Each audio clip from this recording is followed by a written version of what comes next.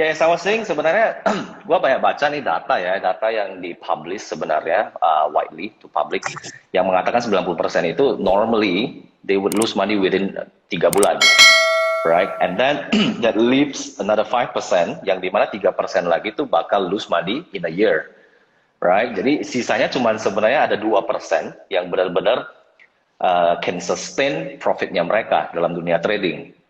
Right? And then they come to a conclusion sebenarnya penyebabnya apa?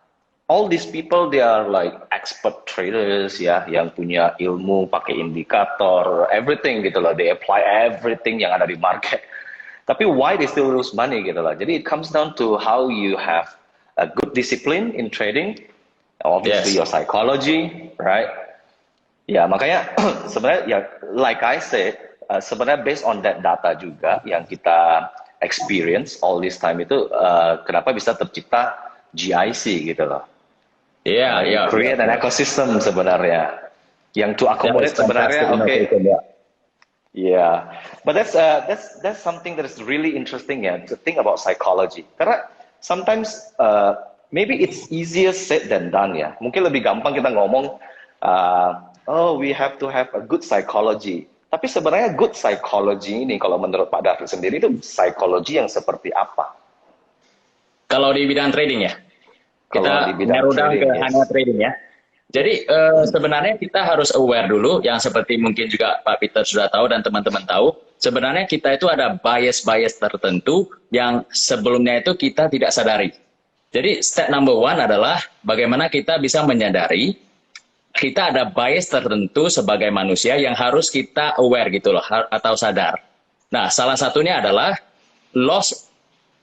Kalau misalnya lagi loss, kita itu kebanyakan risk seeking.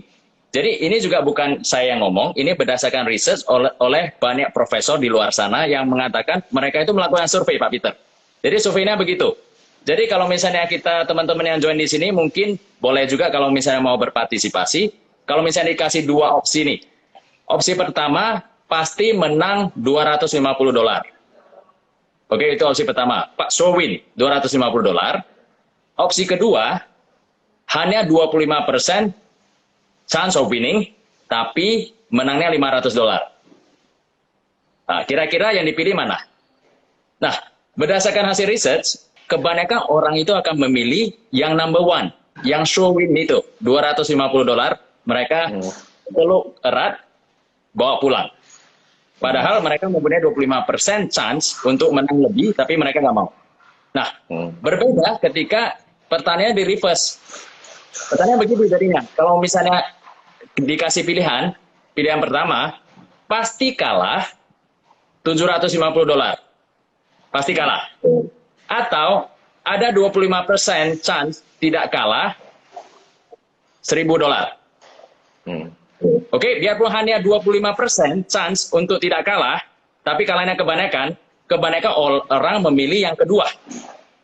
Nah, jadi terjadinya yang namanya teori berdasarkan hasil studi ini adalah orang itu selalu risk seeking ketika loss. Nah, itu yang kita lihat di trading. Ketika loss itu nggak mau cut loss. Karena perasaan sakit itu, contohnya kita loss $1.000, dibandingkan kita menang $1.000, rasa sakit $1.000 itu jauh menyakitkan dibandingkan ketika kita menang $1.000. Jadi akhirnya itu yang membuat kita sebagai trader itu tidak mau cut loss gitu loh. Nah, kalau menang maunya seperti yang eksperimen pertama, dikit saja $250, udah ambil deh. Tapi kalah $1.000 masih di dalam dengan harapan nanti balik gitu loh. Ternyata gak balik-balik, jebol gitu loh. Jadi sebenarnya psikologi trading yang baik itu kita aware, kita ada bias seperti begini. Yang paling penting itu adalah money management menurut saya. Jadi kita harus disiplin seperti kata Pak Peter. Kalau saatnya cut loss, harus cut loss. Buatlah cut loss di sistem. Jadi kalau misalnya cut loss-nya kita, gak akan kita bisa disiplin. Biarpun kita ngomong expert dari manapun, yang namanya manusia pasti ada emosinya gitu loh, Pak Peter. Ya, ya, ya. Ya, gue setuju banget sih kalau itu. Karena kalau kita udah berbicara ke money management ya, that's another thing sebenarnya. Yang dimana sebenarnya kita bisa berhitung secara matematika juga menurut saya, Pak David. Karena kalau misalnya based on data, kalau misalnya kita trace back nih, kalau kita buka for example MT4 atau MT5-nya seorang trader yang rugi nih, yang pada akhirnya rugi, kita buka ini history tradingnya, kalau kita hitung-hitung dari keseluruhan transaksi yang terjadi di history, itu normally itu 70 to 80% posisinya itu profit. Okay, only about 10% sampai 20% yang dimana posisinya loss. But in the end, secara akumulasi, ternyata habis equity-nya. Right? Now if we talk about money management sebenarnya, kalau chancesnya kalau 80-20, tidak seharusnya kita loss dong. Right? Setuju, setuju. Nah, karena hal seperti itu, karena psikologi yang ini, maybe tiba-tiba when you are supposed to cut loss, you nggak mau cut loss gitu loh. Kan sering terjadi ya di semua trader ya. Yes. Nah, that's why one interesting yang I sering ngulang-ngulang sebenarnya Pak David. One of the thing yang sering I ngulang-ngulang begini. Kalau di dunia trading menurut saya contohkan begini. Mathematically speaking, katakan seorang trader itu yang awam, tidak mengerti apa-apa, tidak mengerti market, right? Nggak mengerti technical, tidak mengerti fundamental. Berarti sebenarnya secara matematika itu odd untuk profit sama odd untuk loss sebenarnya still 50-50, right? Yes. For example, you just flip a coin aja. You flip a coin, kalau head you buy, kalau tail you sell. Sebenarnya seperti itu saja itu masih 50-50 as long as you have a money management yang benar. Gitu. Correct, yes. Ya, apalagi kalau misalnya kita tambahkan lagi, kita mengerti gimana cara manage psikologi kita, kemudian kita punya fundamental skill, punya technical skill, ya itu obviously pasti kan meningkatkan chances kita untuk profit ya. Nah, but still until today itu masih sangat-sangat jarang sekali ya diaplikasikan oleh semua traders yang ada di luar sana. Nah, maybe you can share a little tips maybe untuk mungkin teman-teman yang sudah bergabung atau yang belum bergabung tapi nanti bakal nonton juga IG Live-nya. Kira-kira tips-tips untuk trader-trader nih gimana regulate psikologi mereka sebenarnya yang sehat, yang baik sehingga mereka kalau bertransaksi itu bisa bertransaksi dengan maybe lebih calm, lebih tenang dan lebih baik gitu. Pak David. Ya, Pak Peter. Saya yakin GIC banyak sekali memberikan edukasi ya dalam bentuk IG Live ataupun dalam bentuk seminar-seminar lainnya buat trader-trader GIC, betul ya Pak Peter ya? Ya, betul. Kita lakukan secara rutin. Yes, teman-teman harus mengikuti semua yang dilakukan oleh GIC Trade ini. Karena kenapa? Kebanyakan berdasarkan hasil riset juga di luar sana, kenapa banyak sekali, bukan hanya orang Asia, termasuk orang di luar sana, bule-bule, mereka itu kewalahan kalau berhubungan dengan trading atau finance, karena mereka itu memang dari dulu tidak ada yang namanya pengetahuan atau knowledge mengenai ini. Pak Peter, saya rasa kita setuju, di mana dari SD sampai SMA, mungkin sampai kuliah, saya pribadi tidak mengenal yang namanya stock trading atau forex trading. Yang saya tahu adalah dari orang tua atau orang-orang di sekitar yang mengatakan bahwa trading itu berbahaya. Trading itu gambling. Jangan pegang. Setuju ya Pak Peter ya? Setuju. Nah, kebanyakan dari kita, teman-teman, mindset kita terhadap trading itu sudah negatif duluan gitu loh. Nah, jadi itu butuh diproses, kita butuh mengerti bahwa trading itu bukan gambling. So don't trade it like a gamble gitu loh. Jadi banyak sekali teman-teman kita itu masuk ke forex, saham itu just to prove them that they are right and they are knowledgeable. Itu yang saya banyak ketemuin teman-teman trading saya, itu begitu. Ketika lagi menang, post terus. Oh, saya menang ini. Tapi kalau lagi kalah itu menghilang.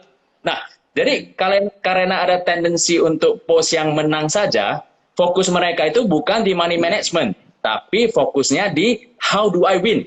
Yang penting menang deh, small win juga gak apa-apa, menang dulu. Supaya saya bisa, kalau teman saya tanya, how is your trading? Doing great, gitu loh. Nah, itu hal pertama yang harus kita hilangkan. Don't trade it, this is not a gambling gitu loh. This is a real business. Kalau misalnya Anda gabung ke GIC, Anda menjadi house, which is very good, atau Anda menjadi trader, Anda diberikan semua edukasi terlengkap. Itu ikutin, habis itu kita harus rubah mindset pertama. Jangan anggap ini adalah sebuah judi. This is not tempat judi gitu loh. Ini trading itu, ya dalam hal tanda kutip, kalau kita keluarkan dari dunia forex, itu hanya jual beli ya. Betul ya Pak Peter? Yes. Berarti kita jual beli sesuatu. Lah, kalau kita jual beli, kita harus manage keuntungan dan juga kerugian. Kalau misalnya barang ini sudah rugi, sudah mau expired, pasti kita jual murah. Setuju ya Pak Peter ya? Setuju. Nah, mindsetnya sama. Kalau misalnya berdasarkan technical, ini sudah hopeless, teman-teman jual saja gitu loh. Nah, kata Pak Peter itu benar. Jadi berdasarkan Pak Peter juga kita lihat ya, portofolio dari teman-teman yang trading, 80% menang, 20% kalah saja masih rugi. Karena 20% yang kalah itu berdarah-darah. Setuju ya Pak Peter? Nah, jadi kalau misalnya kita sudah tahu, kuncinya adalah sebelum masuk ke trade, kita sudah harus set stop loss-nya di mana. Nah, posisi stop loss di mana? Pak Peter lah expertnya. Tim GIC lah expertnya. Anda belajar dan Anda aplikasikan di mana harus kita pasang stop loss. Biasanya kalau saya pasangnya di pivot. Saya nggak tahu GIC itu gimana, tapi Anda punya sendiri. Gitu loh. Nih. Seperti kata Pak Peter juga, semua sistem di dunia ini bagus. Yang tidak bagus itu hanya kita sendiri. Yang aplikasinya itu tidak sesuai sistem. Gitu loh Pak Peter. Jadi pertama, kita harus rubah mindset kita bahwa ini bisnis, bukan gambling. Jadi kita nggak usah show off ya sama teman-teman. Oke, I win this amount gitu loh. Nah, kalau di competition beda. Kalau Anda sudah master level contohnya, itu sudah Anda bisa kontrol emosi Anda, that's okay. Tapi kebanyakan saya juga dulunya salah waktu awal-awal masuk ke trading gitu loh. Saya ingin buktikan kepada teman-teman bahwa saya itu bisa trading. Saya itu sudah bayar loh tuition fee ratusan juta, masa nggak bisa trading gitu loh. Nah, jadi pertama harus be humble gitu loh. Kedua, sistem yang dikasih GIC Trade terus mengedukasi diri kita. Dan yang ketiga, stop loss itu harus di set. Jadi jangan ada pikiran bahwa kita itu kalau trade, kita harus fleksibel. Kalau misalnya kita masih bisa bebal, kita nggak usah pasang stop loss. 100% Anda tidak akan pasang stop loss. Kalau sudah terinvolve ke dalam chart pattern, Anda banyak suara dari kiri dan kanan. Dalam hati Anda akan ngomong, ini kayaknya bisa deh, naik kembali. Oh, sedikit lagi nih, masih membal. Karena akhirnya agak membal-membal gitu loh, Pak Peter. Ya, exactly. Itu seringkali menjadi psikologi yang bersalah-salahan ya. Sometimes kalau when it comes to psychology ini kan trader ini sering memberikan pembenaran kepada diri sendiri. Or maybe kepada transaksi yang sudah memang dari awal tuh dia tahu salah. Tapi kan like you said ya, like Pak David ngomong sendiri, ada voices yang mengatakan maybe a little bit more, yang sehingga akhirnya before you know it, ini sudah berdarah-darah sampai udah nggak bisa ditolong gitu loh, right? Ini yang sering sekali and then after that sebenarnya psikologi itu bukan, it doesn't stop there. Jadi after that kind of position, after that thing happen, itu berefek ke transaksi trader itu berikutnya. Selanjutnya, karena emotionnya secara psikologi udah imbalance kan, karena udah goyang gitu loh. Jadi itu yang sering sekali sebenarnya kalau especially di dunia trading forex, crypto even, itu yang most of the time yang kita lihat sih sebenarnya. Kalau Pak David sendiri sekarang lebih banyak trading di mana Pak? Kalau saya sekarang lebih banyak investing. Karena kesibukan saya sehari-hari, saya sekarang invest di US stock market, sama barusan saya mau terjun di yang Indonesia ya. Tapi yang di Indonesia itu saya kurang mengerti yang namanya sahamnya, saya masih belajar untuk Indonesia. Karena pengalaman saya dulunya saya ikut mentor yang di US gitu loh. Jadi pengalaman saya trading itu lebih ke US stock market begitu. Nah, jadi teman-teman yang di GIC, yang di Forex itu, saya juga ada dalamin Forex dulunya ya. Memang Forex itu adalah sebuah tools yang leverage-nya sangat tinggi. Bagi Anda yang bisa mengendarinya, itu sangat cepat kaya. Tapi harus ikutin sistem GIC Trade ini. Bahaya kalau nggak ikutin. Ekornya itu banyak sekali ya. Betul ya Pak Peter? Iya, sebenarnya kalau di GIC, kalau we talk about GIC, sebenarnya kita, we just provide tools ya. Kita provide tools yang dimana kita coba untuk memberikan tools yang terbaik in terms of technical, in terms of psychological sebenarnya even, right? Kalau misalnya kita tahu nih kita nggak bisa mengendalikan psychology tradingnya kita, okay? For anyone gitu loh, you can join as a host sebagai market maker, right? You don't have to, right? Exactly. Jadi orang nggak usah kontrol psikologinya dan sebagainya. Tapi kalau people yang mungkin sudah expert, yang punya experience, they know how to control their psychology, maybe they have yang punya technical view, ya silakan aja bergabung di bagian trader sebenarnya. Jadi sebenarnya kita provide that tools, kita provide juga education dan sebagainya. Jadi that's why I love about GIC. It's a win-win solution. Mau jadi trader silakan, mau jadi host silakan ya, luar biasa. Yes. Yeah.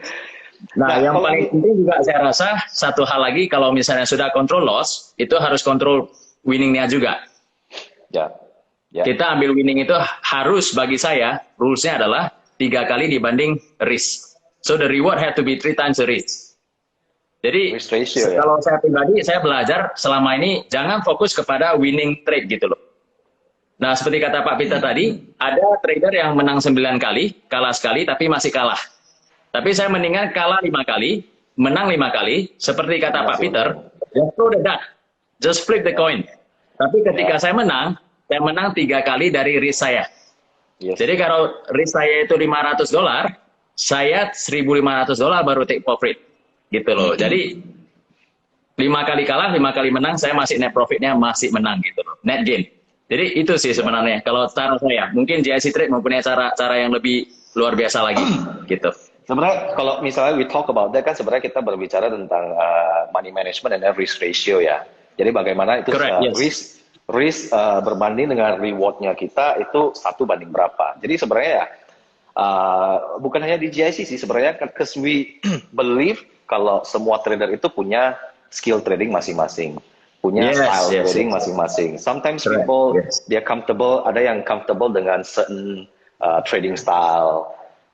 Cuma yang penting, ada ya, ya ada yang long term trader, ada yang short term trader, kan banyak sekali ya sebenarnya. Jadi juga harus di-adjust daripada style trading masing-masing. Apakah teman-teman atau trader-trader di luar sana, apakah itu pertama sebelum kita entry market sebenarnya kita harus punya plan dulu, strateginya apa, and then why we enter this market, kenapa kita ngambil buy, kenapa kita ngambil sell, kemudian kita harus ada contingency plan, cut loss kita di mana, kemudian take profit kita di mana. Nah, that's where the risk ratio comes in, right? Setuju. And then, kalau kita sudah set di depan, I think itu juga salah satu anticipation kita. Mungkin kita mengenali diri kita ini secara psikologi. Kalau saya tidak set di awal stop loss berapa, kemudian take profit berapa, maybe psychologically nanti kalau misalnya udah ongoing transactionnya, saya ternyata bisa loss sendiri gitu loh, right? Karena memberikan pembenaran, ada yang membisik di samping dan sebagainya. Ya. Biasanya ada lagi yang langsung call temannya, kira-kira gimana nih posisinya? Kayaknya masih masuk bagus. Padahal sudah loss gitu. Iya. Cuman kadang ada yang kena begini Pak David. Ada yang kena kadang yang mungkin di awal tuh psikologinya bagus ya. Dia trade according to the plan gitu loh. Jadi plannya begini, pokoknya kalau ke sentuh angka ini saya cut loss for example. Sentuh angka ini saya take profit for example. Jadi sometimes kan psikologi pasar juga aneh-aneh kadang, right? I mean like semua orang bisa draw out yang resistan di mana, support di mana, for example ya. But sometimes market has a way of, like screwing with you gitu loh. Sometimes dia kenanya 2 kali gitu loh. Belum nggak kena take profit, ternyata turun gitu loh. And then kemudian atau ada yang kena stop loss kemudian naik, for example gitu loh. Sehingga ini 1-2 kali terjadi hal seperti ini, dia jadi psikologinya juga jadi goyah gitu loh. That's why when it comes to psychology, I think a lot of homework ya, yang mungkin kita harus benar-benar train ourselves gitu loh. Salah satunya saya rasa itu kita harus believe in the system.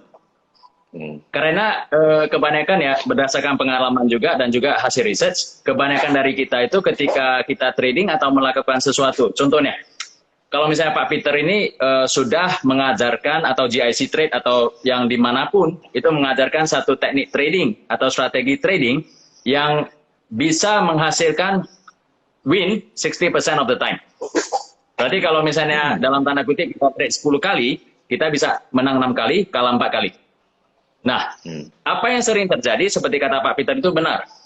ketika awal-awalnya atau di tengah-tengahnya, ini 6-nya nggak kelihatan sama sekali. Yang ada itu loss, loss, loss, loss. Nah, Ya. ketika dia mengalami ini, dia langsung mengatakan sistem ini nggak ada gunanya. Dan dia move ke next system, mencari Holy Grail. Itu yang kebanyakan terjadi. Nah, tapi yang teman-teman harus mengerti, juga saya dulunya nggak mengerti, statistik itu bukan caranya begitu. Kalau 10 trade itu masih terlalu sampelnya kecil ya. Setuju ya Pak Peter ya? Mungkin itu juga Pak Peter yang... Jadi kalau misalnya kita bilang, ada anak lelaki atau perempuan kan 50-50 nih. Ya Pak Peter ya? Ya. Kalau misalnya kita ada 5 anak, pernah nggak ketemu teman yang 5 anak cewek semua? Iya kan Pak Peter? Padahal 50-50 harusnya ada dong satu cowok. Nah, jadi statistik itu akan bisa kelihatan hasilnya kalau sampelnya besar. Contohnya 100 trade gitu. Jadi kalau misalnya trading kita cuma masih 10 trade, 20 trade, kita harus sabar sih. Kita harus mengerti this work dan harus believe in the system gitu loh. Nah, itu yang juga salah satu tools supaya psikologi kita gak goyang. Kalau misalnya kita gak believe in the system, yang kita dikasih tahu atau yang sudah kita bisa pelajari, itu akan sangat bahaya. Karena kita akan keep on looking for the next holy grail. Mungkin sistem ini kurang bagus, saya akan beli robot lain. Robot ini kurang bagus, saya beli robot lain. Gitu loh, Pak Peter.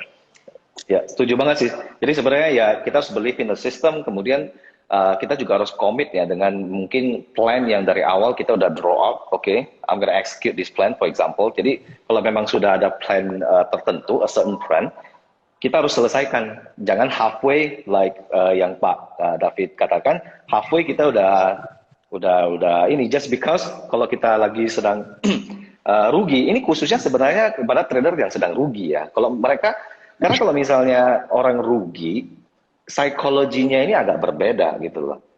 Because why? It comes back to the very idea di mana mereka treat trading forex itu like gambling sebenarnya. Kalau orang gambling itu kan seperti itu ya Pak ya. Sebenarnya I won't call it gambling ya, karena I would say that di semua hal yang kita lakukan di bisnis apapun itu tetap ada faktor spekulasinya. Jadi it's speculation, memang benar speculation. Jadi kita berbisnis secara konvensional juga kan sebenarnya kita spekulasi. Tidak ada kepastian where ya kan you bakal sukses di sini, you bakal rugi di sini, nggak ada sebenarnya. Jadi semua itu ada unsur spekulasinya. But how we minimize the risk, itu yang paling penting sebenarnya. Jadi kalau memang kita sudah ada technical skill, kemudian kita complete ourselves dengan psychology, I think itu yang menjadi holy grail sebenarnya. I think. Yes, totally agree with you, Pak Peter. Oke, dari tadi kan kita bahas technical nih Pak. What do you think about fundamental? Fundamental skill ini gimana menurut Pak David sendiri? Kalau fundamental itu saya kurang dalami terus terang, karena saya adalah believer di mana seperti yang saya katakan ke Pak Peter tadi, karena mentor-mentor yang saya ketemu itu semuanya bisa membuktikan kepada saya, ini loh, saya cuan begitu banyak dalam jangka waktu 5 tahun. Jadi bukan one year show gitu loh. Nah, jadi mereka itu semuanya mainnya di technical. Nah, fundamental saya juga pernah ketemu teman-teman yang sangat sukses. Nah, cuman karena saya merasa everything is inside the price, saya tidak mau mengambil yang paling rendah dan paling tinggi gitu loh. Yang saya mau ambil itu hanya antaranya gitu loh. So, I don't really focus on fundamental. Dan mungkin Pak Peter boleh share lebih banyak mengenai fundamental. Bagaimana pandangan Pak Peter? When it comes to fundamental, what I mean is kalau misalnya kita connect fundamental dengan psychology trading, apakah itu sebenarnya ada berkaitan juga, Pak? Karena kalau misalnya, for example, now you say, Pak David kan lagi trading ini ya, US stocks ya. Yes. Normally kalau misalnya kita invest di sebuah stock itu, kita lebih mementingkan mana, technical or sebenarnya fundamental? Sebenarnya ini yang pengen gue tahu sih. Yes, kalau misalnya di US stock market itu banyak sekali karena volumenya itu sangat gede. Pasti ada teman-teman kita yang hanya fokus kepada fundamental. Tapi ada juga teman-teman yang fokusnya hanya di technical atau dua-duanya gitu loh. Nah, jadi salah satu mentor saya itu suka memakai yang namanya kata term techno fundamental trading. Jadi dia memakai technical, tapi fundamentalnya bukan fundamental dari company, tapi fundamental dari sebuah negara. Karena dia akan memilih stok-stok yang lagi high perform atau overperform di ada stok. Jadi kadang di US itu ada stok yang kalau misalnya kita lihat fundamentalnya itu sangat jelek atau tidak ada profit sama sekali, tapi di technical pattern-nya itu tetap make new high every week gitu loh. That is what is funny about it gitu loh. Padahal kalau misalnya kita lihat fundamental, itu losing money. Jadi kalau misalnya dilihat dari psychological side of it, yang kita sebagai trader itu kan berarti kita jual beli, ada kesempatan kita masuk, habis itu keluar. Gitu loh. Jadi yang saya lihat itu, oke, kalau misalnya ada interest di stok itu, berarti price-nya akan mulai naik. Jadi biarpun fundamental itu mengatakan seberapa bagus pun, sebelum price itu mengatakan yes, saya mengikuti kata mentor saya tidak akan touch stok itu karena dia akan lama gini-gini loh. Dan back to isu our psychology gitu loh. Kalau saya bukan tipenya yang sabaran gitu loh. Mungkin Pak Peter sudah bisa lihat dari cara saya ngomongnya cepat gitu loh. Jadi kalau misalnya psikologi saya untuk slow dan saya paksakan, fundamental itu sukses loh. Cuannya itu berkali-kali lipat loh. Kita harus jadi long term trader loh. Dan saya ikut, saya pasti kalah. Saya pasti loss. Karena psikologi build up saya tidak seperti itu loh gitu Pak Peter. Tapi ada teman saya lagi belajar, kalau yang Indo saya bisa begitu. Karena yang Indo, saya sudah invest, saya tidak lihat lagi. Saya dengan catatan, yang Indo kan corona nih, turun banyak. Saya invest di blue chip, sudah, saya tutup, saya nggak lihat lagi, sampai nantilah saya pas ke anak saya. So that is my mindset gitu. Tapi kalau US, mindset saya adalah trading, tentu, atau investing short term. So I wouldn't choose to stock that fundamentally very very nice, tapi di price pattern itu belum menunjukkan action, saya tidak akan terjun di dalam sih. Tapi ada teman yang suka begitu. Ketika dia masih begini, dia tiap minggu itu masukin duit. So it's like cost averaging-nya itu ada gitu loh. Nah, tapi kita kan susah. Kita tinggal di Indonesia, US kan saya pakainya interactive broker, sekali transfer itu kan kena fee lagi, Pak. Jadi kita nggak bisa dalam investing itu dalam per bulan itu invest sedikit-sedikit gitu loh. Itu saya sih. Tapi saya rasa teman-teman yang bisa fundamental pasti bisa bicara yang lain gitu. I think essentially hampir sama ya Pak ya. Karena kalau trading, kalau when you ask me what is apa fungsi dari fundamental, I would tell you the same thing sebenarnya. Karena kalau di bidang forex sebenarnya in my perspective fundamental itu functionnya adalah untuk lebih menentukan arah market for me ya. Jadi for example kalau kita look at what big fundamental news itu hanya untuk menentukan for example commodities for example. Jadi kalau misalnya kita melihat kalau gold itu kan respon terhadap krisis itu sangat bertolak belakang. Jadi di saat ada krisis or maybe there's a war or whatever gitu kan, itu komoditi seperti gold itu kan dipandang sebagai safe haven. Jadi ini kan sebenarnya berbanding terbalik. Nah, secara fundamental, for example, saat sekarang ini kita lagi pandemik nih, lagi pandemik corona. Nah, jadi secara fundamental kita udah tahu kalau aset-aset seperti gold, ya, commodities ini bakal naik. But price does not go shooting up like that. Jadi dia nggak bakal langsung terbang ke atas. Oke, nah harga ini kan bakal dia naik turun. Nah, this is where technical is important. Jadi kita udah tahu nih fundamentally sebenarnya gold bakal naik. But in terms of kapan kita harus execute, kapan kita harus masuk position, itu juga sangat penting. Karena itu it affects balance sheet-nya kita, it affects equity-nya kita. Kemudian kan kita juga banyak sekali ya, itu affects how sebenarnya kita manage money management kita. Karena sometimes even ya seperti saya bilang, prediction-nya udah luar biasa. Ya, saya pernah ketemu trader yang 10 kali predict market, 10 kali benar, Pak. But at the end of the day, I wonder why dia masih lose money. Yes. Nah, jadi sebenarnya combination between ya fundamental sama technical ya itu sebenarnya salah satu gitu loh. Secara fundamental dia tahu gold bakal naik, tapi pada saat execution-nya itu agak berantakan. Dan kemudian pada saat, karena kalau execution-nya berantakan itu mempengaruhi equity, balance sheet-nya dia dan sebagainya. Yang dimana itu juga in turns itu mempengaruhi psikologinya dia. Agree. Nah, itu salah satu hal yang sangat penting kita ketahui bahwa di setiap trade yang kita lakukan akan ada capital yang terlock. Jadi kalau misalnya kita tidak manage dengan bagus seperti kata Pak Peter, asal hajar itu bahaya sekali. Betul kata Pak Peter, Ya. setuju? Ya, ya. Karena kalau misalnya di dunia forex trading itu kan kita sebenarnya leverage trading ya.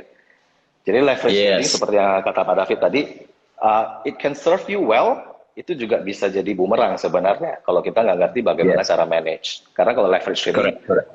banyak sekali trader-trader itu loss bukan karena prediksinya salah, bukan karena juga psikologinya salah sometimes, tapi karena dia terlalu over trade gitu loh, terlalu greedy.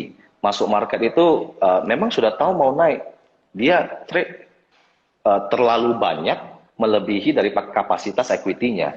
Sehingga pada Yes. saat market swing bukan karena prediksi dia salah. Sebenarnya market cuma swing, ini kan habit dari market ya, prices pasti kan dia bakal swing up, swing down begini. Nah, pada saat swing down ini dikarenakan dia over trade di sini, Margin sehingga call. pada saat di sini dia margin call. yang salah bukan prediksinya. Prediksinya udah pas gitu loh. Itu bakal Correct. naik, benar pada akhirnya naik kan.